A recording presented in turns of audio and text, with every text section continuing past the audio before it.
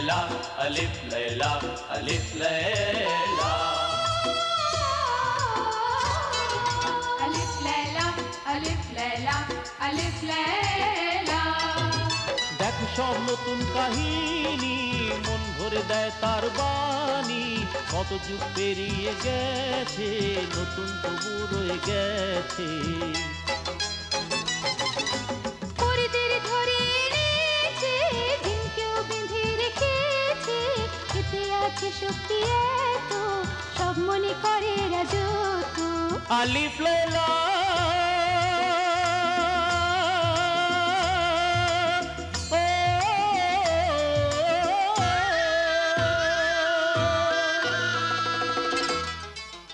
দেখ যদি মানুষের জাত দেখ বিশ্বাস কর এখন তুই বাইরে থেকেও আমায় দেখতে পাবি যে রাখ আমি সুরায়ের ভেতর কেমন ছিলাম দেখ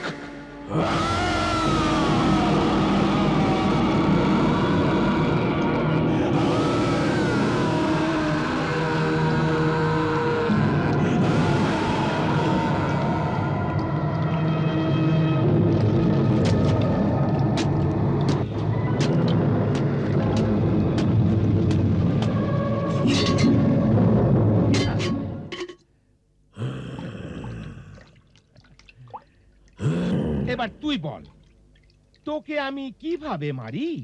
না না এমন করিস না আমার দোস্ত এই আশরাফুল মখলুকাত আমি সত্যি তোমায় মারতাম না আমি তোমার সঙ্গে হাসি ঠাট্টা করছিলাম। কি কি করছিলে? হাসি ঠাট্টা মজা করছিলাম। হ্যাঁ হ্যাঁ হাসি ঠাট্টা মজা যেন আমি তো ছোটবেলাকার বন্ধু না ছিলে তো এখনো হয়ে যাও। আমায় বাইরে বার কর ফের আমরা দুজনে মিলেমিশে পানির মধ্যে ডুব লাগাবো। তুই আমায় বেকুব ভেবেছিস যে তোকে বিশ্বাস করে আমি আমার নিজের জানকে খোয়াবো? আমি তোকে ছাড়বো না। তুই ছেড়ে দে আমায়। না না জেলে ভাই আমি তোর এই উপকার ভুলবো না। তুই সেই রকম উপকারই করবি যেমন অকৃতজ্ঞ বদমাশ বাদশা গিরিক আর কুচক্রী বদমাশ উজির হাকিম দোবানকে উপকারের বদলা দিয়েছিল। উপকারের বদলা কিভাবে দিয়েছিল আমায় বলো শোনাও আমায় মেহেরবান জেলে ভাই। শোন ওরে অকৃতজ্ঞ বদমাশ অদম ফরবি জিন শোন বহু পুরনো দিনের এক কাহিনী।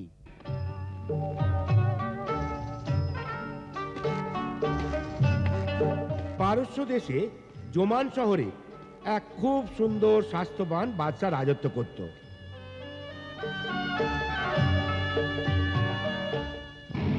ওর উজির নেহাতি ফরেবি নেমখারাম ধোকাবাজ বদমাইশ কুচক্রী আর নিচু মনের লোক ছিল কিন্তু বাদশাহ ওকে এক সৎ আর ভালো ইনসান বলে ভাবত। উজির বাদশাকে মেরে তার সিংহাসনের উপর কবজা করতে চেয়েছিল। উজির থেকে বাদশা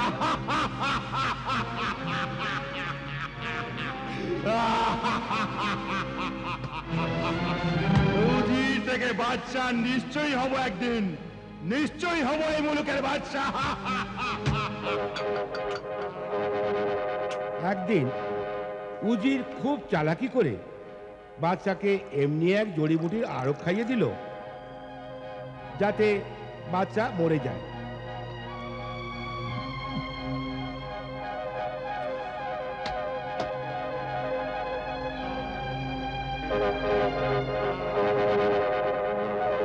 কিন্তু বাদশা মরল না। অতি সুন্দর বাদশা কুৎসিত হয়ে গেল।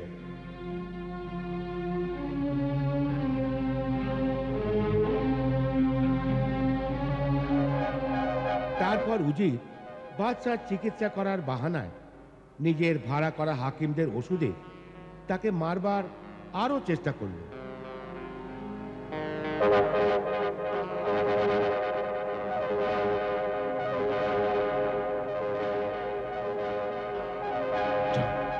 যাও যাও।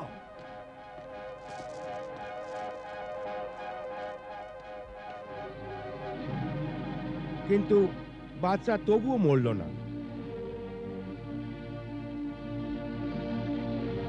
বরং আরো কুৎসিত হয়ে গেল। সেই যুগে এই আইন ছিল যে যদি কোনো হাকিমের ইলাজে ফায়দা না হয় তাহলে ওই হাকিমকে আর যে ওই হাকিমকে ডেকে আনতো তাদের দুজনেরই গলা কেটে দেওয়া হতো। শেষে সেই দিন এসে গেল। এদের মাথা কেটে দেওয়া হোক, এই রাজ্যের এইটাই কানুন।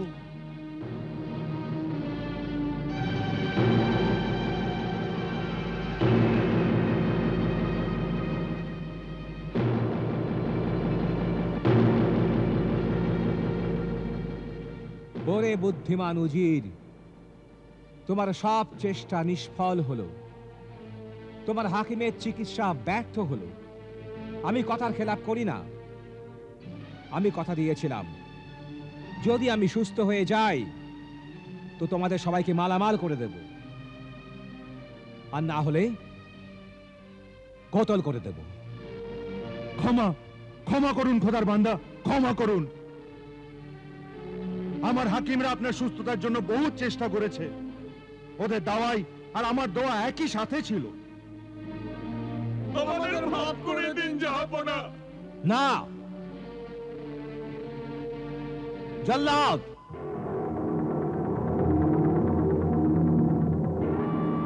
উজির আর হাকিমদের মাথা কেটে ফেলো।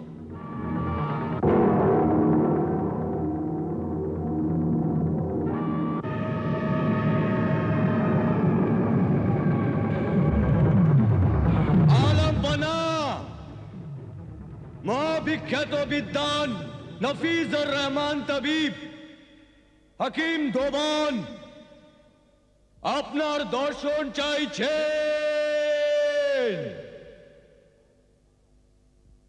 আসতে দাও।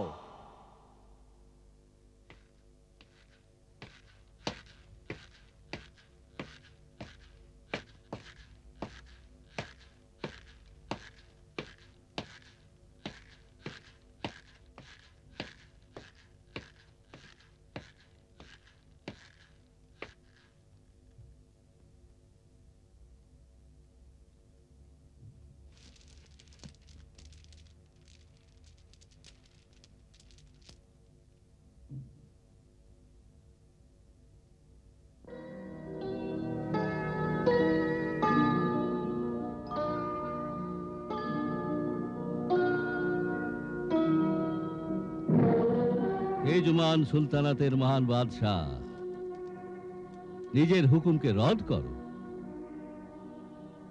আমি খুদার হুকুমে তোমায় সুস্থ করে দিতে এসেছি।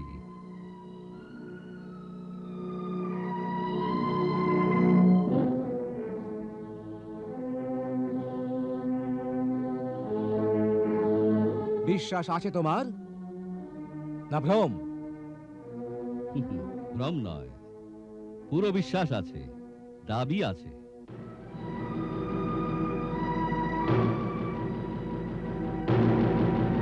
আমি জানি তুমি এক বিদ্বান পণ্ডিত, বিদগ্ধ, বিচক্ষণ, জ্ঞানী হাকিম, বিখ্যাত লোক। কিন্তু হাকিম দোবান, তোমার বিশ্বাস আর দাবির অহংকার গর্বের সীমা ছাড়িয়ে যাচ্ছে। এমন না হয় যে তোমাকেও মৃত্যুর সাজা পাওয়া হাকিমদের আর উজিরের মতো শেষে বাধ্য হয়ে জল্লাদের তলোয়ারের নিচে নিজের গর্দান ঝোঁকাতে হয়। গোস্তাখি মাফ আলাম্পানা, এ গর্ব নয়, আমার তালিম, আমার জ্ঞান কথা বলছে। প্রতি বিষের দাওয়াই, প্রতি অসুস্থতার ইলাজ আছে আমার কাছে।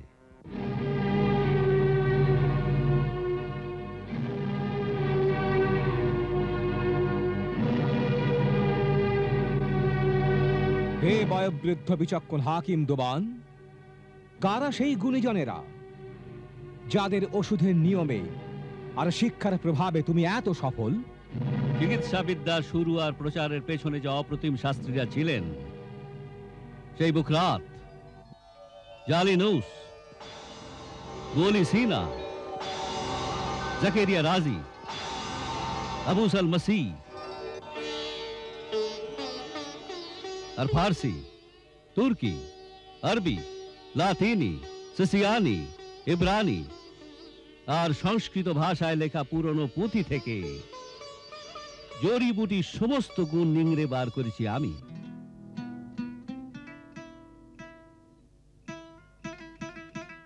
হে জুমানের বুদ্ধিমান বাদশাহ, একটা গোপন কথা এও আছে যে যদি হাকিমের ইচ্ছা আর আত্মা সৎ হয়, নিষ্কলুষ হয়, তো সেই হাকিমের হাত থেকে দেওয়া ওষুধের নিশ্চয়ই ভালো ফল হবে। অসুখ আর ওষুধের সঙ্গে হাকিমের এক আধ্যাত্মিক সম্পর্ক আছে। হে বিদগ্ধ বিচক্ষণ বৃদ্ধ হাকিম দোবান, আমার মনের ও হৃদয়ের ওপর তোমার অভিজ্ঞ কথার সত্যি প্রভাব পড়েছে। আমি তোমায় চিকিৎসার একটা মৌকা দিচ্ছি। যদি আমি সুস্থ হই তো তোমায় এত জাগির আর দৌলত দেব যে তোমার 7 পুরুষ পর্যন্ত তা ভোগ করতে পারবে। কিন্তু হ্যাঁ, তোমার চিকিৎসায় সুস্থ না হলে শাহী কানুন মোতাবেক তোমায় কতল করা হবে।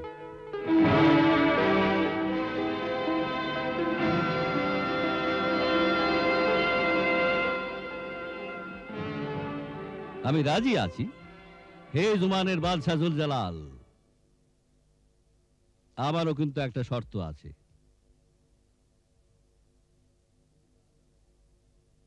ওজিরে আজম আর ওই হাকিমদের প্রাণ ভিক্ষা দিতে হবে।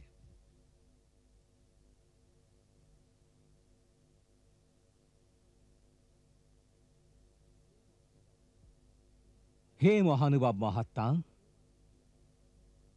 তোমার নীতি আমার পছন্দ হয়েছে। আমি এদের জীবন দান করলাম।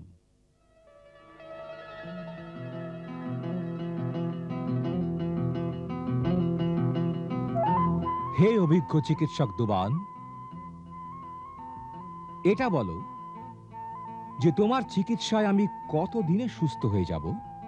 আলমপানা, আপনার চিকিৎসা করতে আমার 24 সপ্তাহ লাগবে। ওষুধপত্র তৈরি আমি আজ থেকেই শুরু করে দিচ্ছি।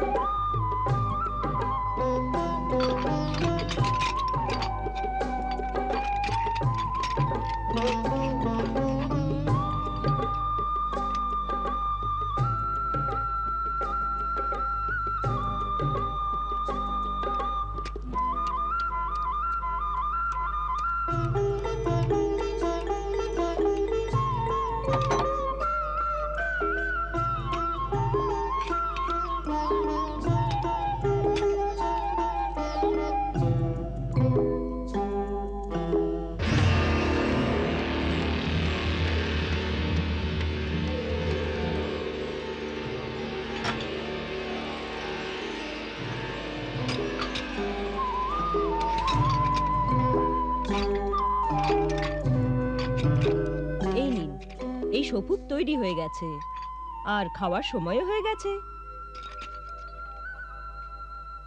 ও আমার ব্যস্ত হাকিম স্বামী, আপনি বাদশার ওষুধ বানাতে গিয়ে সবকিছু বলে গেছেন। আমি কতবার বলছি যে চলুন আর খানা খেয়ে নিন। খানা তো রোজই খাই বেগম, এমন দাওয়া তো কখনো সখনো বানাই। এই ওষুধে বাদশাহ ইনশাআল্লাহ তাআলা তাড়াতাড়ি ভালো হয়ে যাবেন। আগে আপনার নিজের স্বাস্থ্যের খেয়াল করুন। আরে বেগম, যতদিন তোমার এই পেয়ারা পেয়ারা রাগের বর্ষণ হবে আমি ততদিন সুস্থই থাকবো। তুমি এক কাজ করো, খাবার দাবার সব লাগিয়ে দাও, আমি বাদশাকে এই দাওয়াটা দিয়েই আসছি।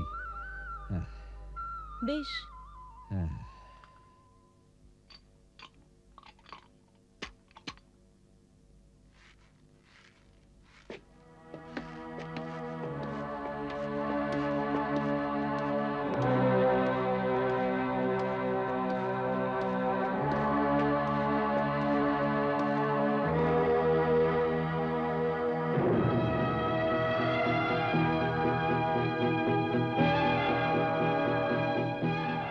হে বাদশাহ আলমপানা, আজ থেকে আপনার ইলাজ শুরু হচ্ছে। আপনি এই ছড়ি দিয়ে গোলাকে মারার খেলা খেলবেন। এই ছড়ির হাতলে দাওয়াই ভরা আছে, যা আপনার হাতের গরমে নিজের গুণ দেখাবে। তাছাড়া আপনার শরীরে ঘাম হবে, আর ঘাম হওয়ার মানেই হলো যে ওষুধের প্রভাব শুরু হয়েছে। এজন্য আপনি প্রচুর খেলবেন। আমি এরকমই করব। আমার হাকিম হাজির দেওয়ান।